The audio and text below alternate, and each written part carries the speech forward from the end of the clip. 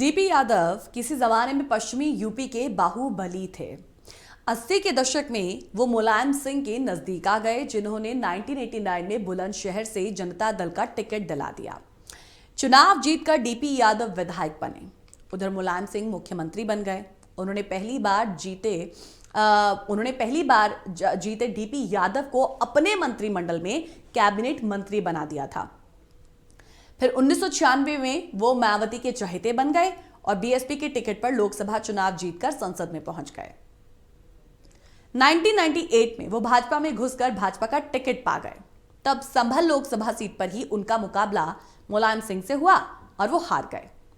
लोकसभा चुनाव हारने के बाद उसी साल यूपी के 40 विधायकों को खरीद कर वो राज्यसभा में पहुंच गए। इस बीच 2004 में उनकी दोबारा भाजपा में एंट्री हुई, जिस पर भाजपा के खिलाफ इतना बड़ा जनाक्रोश पैदा हुआ कि 4 दिनों में अटल बिहारी वाजपेयी और लाल कृष्ण आडवाणी ने दखल देते हुए उन्हें पार्टी से निरस्त कर दिया और तब भारतीय जनता पार्टी लोकलाज की चिंता करती थी। ये कहानी रखने के पीछे हमारा एक मकसद है और एक सवाल के साथ इस कोट हमने एक ब्रेक लिया था कि क्यों दागी नेताओं के लिए, दागी विधायकों के लिए बीजेपी के जो दरवाजे हैं वो खुलते जा रहे हैं। तो ये जो कहानी थी वो उसी संदर्भ में थी। ब्रीफ में कुछ और आपके समक्ष जीएफएक्स के माध्यम से अब हम रखना चाहेंगे कि अब भारतीय जनता पार्टी के दरवाजे हर किसी के लिए किस तरीके से खोले जा रहे हैं। आइए साथ ही साथ आप वो नाम भी देखें।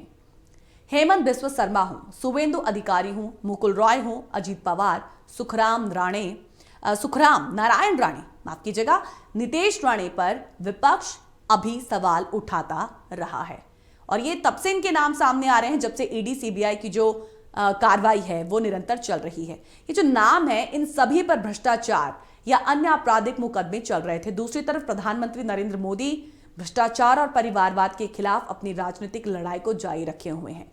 2024 के लोकसभा चुनाव से पहले ईडी और सीबीआई ने जिस तरीके से भ्रष्टाचार के खिलाफ मुहिम चलाई हुई है इस वक्त, उससे सवाल उठता है कि क्या महाराष्ट्र के पूर्व मुख्यमंत्री अशोक चव्हाण को भाजपा में शामिल किए जाने से उस मुहिम पर क्या सवाल नहीं खड़े होंगे?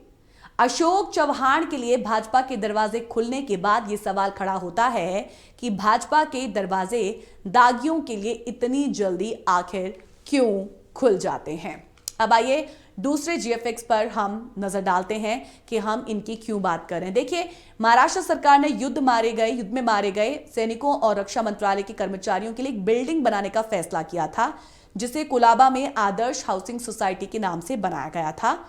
और इसके बनने के बाद आरटीआई में खुलासा यह हुआ कि नियमों को ताक पर रखकर इसके फ्लैट जो थे वो बेहद कम कीमतों में अफसरों नेताओं को दिए गए।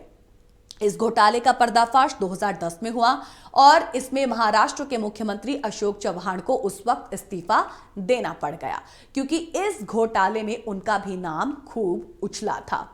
21 दिसंबर 2010 में मुंबई हाईकोर्ट ने इसको धोखेबाजी का मामला बताया और इसके बाद यह भी सामने आया कि इस बिल्डिंग को बनाने के लिए पर्यावरण के नियमों को ताक पर रखकर इसे बनाया गया और बाद में इसे गिराने के आदेश दिए गए। 2011 में इस मामले की न्यायिक जांच के आदेश दिए गए और महाराष्ट्र सरकार ने जस्टिस जे.ए. पाटिल की अध्यक्षता में 2 सदस्यीय न्यायिक आयोग का गठन किया। इसमें 182 से ज्यादा लोगों से पूछताछ की गई और साल 2013 में अपनी रिपोर्ट सौंप दी। जांच में यह सामने आया कि करीब 25 फ्लैट गैर कानूनी तौर पर आवंटित किए गए हैं और इनमें से 22 फ्लैट फर्जी नाम से खरीदे गए। और इस आयोग की रिपोर्ट में 4 पूर्व मुख्यमंत्रियों के नाम भी सामने आए, जिसमें अशोक चव्हाण, विलासराव देशमुख, सुनील कुमार शिंदे और शिवाजीराव निलंगेकर के नाम शामिल थे। तो ये हमने अशोक चव्हाण पर लगे उस आरोप की बात की है जिन पर हमेशा से ही, क्योंकि आदर्श सोसाइटी यही तो वो बिल्डिंग थी जो फर्जी तरीके से, किस तरीके से ये बनाई गई थी, नियमों को ताक पर रखकर बनाई गई थी और किस तरीके से अफसर और तमाम नेताओं को वो बेहद कम कीमतों में फ्लैट जो है वो बेचे गए थे।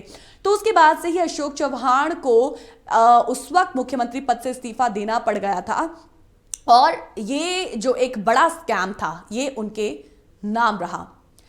सीबीआई ने हाई कोर्ट के फैसले के खिलाफ सुप्रीम कोर्ट में याचिका दाखिल की।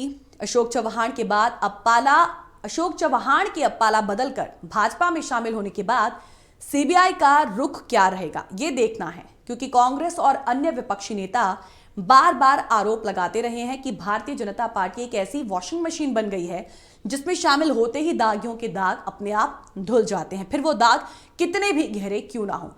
तो सवाल यह है कि क्या भाजपा में शामिल होने के बाद अब अशोक चव्हाण के दाग भी क्या धुल जाएंगे। और सबसे अहम सवाल है कि ईडी और सीबीआई जिस तरीके से अभी कार्रवाई कर रही हैं, एक्शन इतने ले रही हैं तमाम नेताओं पर, तमाम विधायकों पर, क्या उसी तरीके से एक्शन अशोक चव्हाण पर भी लिया जाएगा? शायद नहीं। तो ये जो तमाम सवाल थे वो जायज भी हैं कि क्यों आखिर हर दागी नेता जैसे ही बीजेपी में शामिल होता है तो उसके दाग जो हैं वो धुल जाते हैं। भाजपा की वॉशिंग मशीन में अशोक चव्हाण के दाग धुलने के बाद अब ईडी और सीबीआई का रवैया आगे क्या होगा, ये देखना होगा।